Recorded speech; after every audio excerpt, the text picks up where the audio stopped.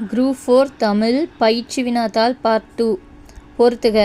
தாவரம் இலைப்பெயர் கொடுத்துருக்காங்க. மல்லி, அது என்ன, தலை.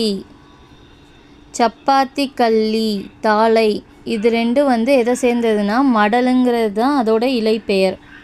கரும்பு, நாணல். இது இதோட இலைப்பெயர் தோகை. கமுகு, கூந்தல்.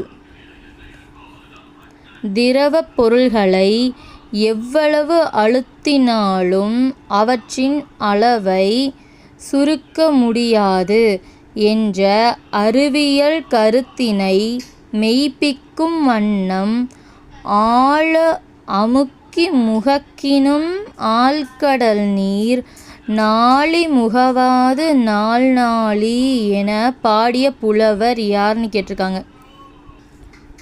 ஔவையார்.